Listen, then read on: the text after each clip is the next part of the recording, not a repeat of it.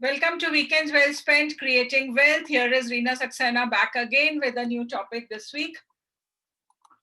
All you need to do here is think, write, share, and wait for wonderful things to happen. And this week, our topic is rent or buy. Let's get moving. And let's start with something that moves. Would you prefer to lease or buy a car? Now, we are not talking about the hiring a taxi or Ola, Uber options because that is an entirely different set of calculations. The options available to us here are three: lease a car, buy with a car loan, or buy without a car loan. That is with full cash paid in lump sum. Lease a car options often work in collaboration with your company. All the employee needs to do is select a car. The leasing company buys the car and registers it in the name of the company. Prevalent rate of interest at about 11 to 12% is higher than what banks charge. However, EMI, expenses on fuel, driver's salary, maintenance, and insurance are all exempt from taxes. After the tenure, which is usually 3 to 4 years, is over, the car is transferred to employee's name on payment of a nominal fee. But calculations show that buying with or without a car loan works better, and the rate of interest is the key factor here. Lease versus buy calculators are available online. You can do a quick math. At Money Goals, we believe in money without maths.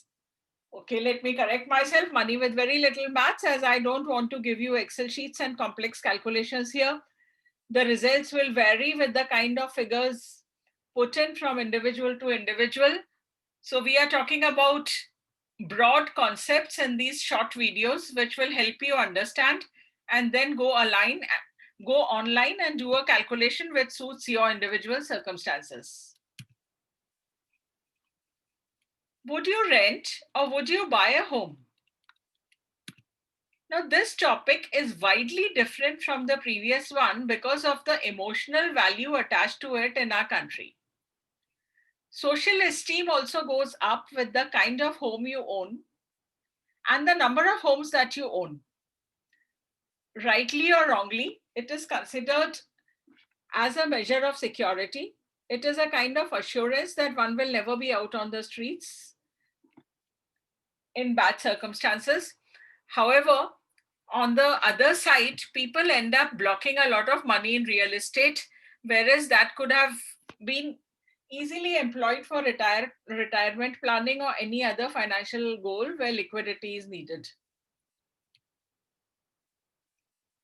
I'm seeing a ad online which says, "Papa ने ये घर मेरे लिए नहीं, मेरे बच्चों के लिए बनाया है."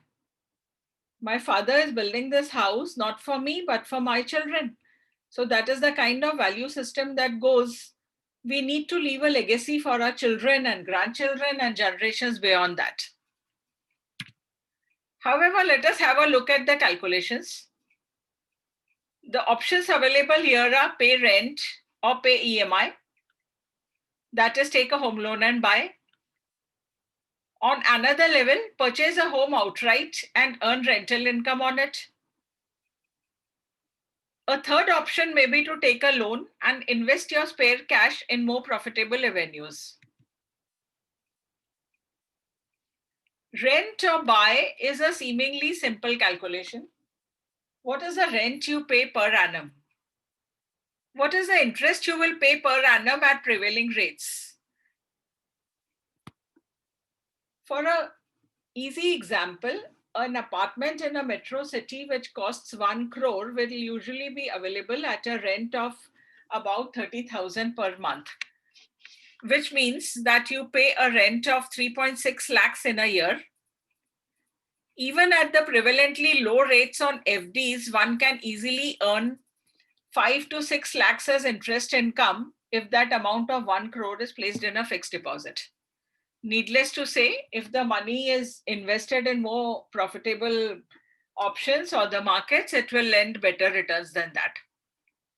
So the conclusion comes easy here if you choose the option with the lower figure. which is renting is a better option. But of course, this will be subject to many other factors, whether it is the first home that you are buying, whether you intend to live in it or rent it out. So let's go to the next one. What if you really want to live in a high-end location or you are already living there? The cost of property is high, and usually EMI paid on a home loan will be double the rent one is paying. If you have to live in a high-end location for a short while, renting out may work out to be a better option. Pay rent or pay EMI. Calculate total amount of interest payable, deduct the income tax benefits. This is available for up to 1.5 lakhs on the principal amount paid in a year and up to 2 lakhs on the interest paid. It also depends on the income tax option that you are choosing this year onwards. Calculate rent payable in the same period. Rent or buy calculators are available online, but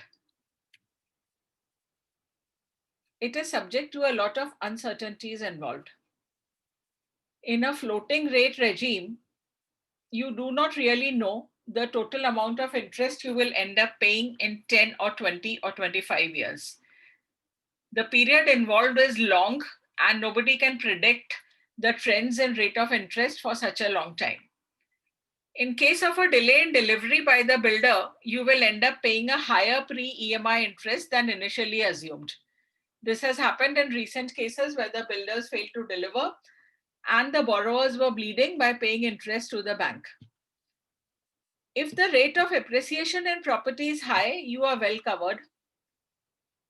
As a thumb rule, you may assume 8% as the rate of appreciation in property. But of course, this will depend and change from location to location and the current state of the real estate market. Tax liabilities are different for self-occupied or rented property and need to be checked. In case of leased out property, what percentage of the EMI is covered by rent? Do a fresh set of calculations on the EMI you will actually pay from your pocket. Make a provision for uncertainties, as the property may remain vacant in certain patches. The recent COVID crisis did cause a dent in rental income for many homeowners. Another very popular option espoused by financial planners is take a loan or take a smaller loan and invest the balance amount in mutual funds for high returns. Some of these promotional posts and articles will also tell you that your home becomes free in a span of 20 to 25 years with the kind of returns that you earn on the investments made. But check the rate of return assumed there, and these need to be realistic. What is being advised here is buy a smaller house and invest the balance amount in mutual funds. You may opt for a 2 BHK instead of a 3 BHK or a 1 BHK instead of a 2 BHK. The returns generated from the investments made in mutual funds partially or fully compensate for the EMIs paid on the loan. It is seen in certain cases that the people who sell you this concept are assuming a rate of return of 10 to 12%, which is not the kind of return which is being generated in the markets. You need to be on your toes constantly during the tenor of loan to reduce the total outgo of interest. It works better if prepayment and balance transfer are constantly done. Keep looking out for other offers where the rate of interest is low. Let another bank take over your loan, prepay the loan in the existing place, and you will find a reduction in the total outgo of interest from your pocket. If you have decided to rent a home, you can also choose to rent out furniture or devices. This is a hugely popular option with millennials with their mobile lifestyles. They change jobs, they change cities, they change countries, and they do not really want the hassles of transportation every time they move. check out a site called Rentomojo, and you will find every consumer durable in a house available on rent here. Rents are as low as rupees 519 per month for a washing machine. If you look at the options for expensive mobile phones, renting out certainly works out better, because if you invest, say, more than a lakh on a fancy phone and the model is outdated in 2 or 3 years, you may just want to change the phone and the rate of return is not worth it. So pull out a calculator and arrive at the best decisions. See you next week. Have a great week. Thank you.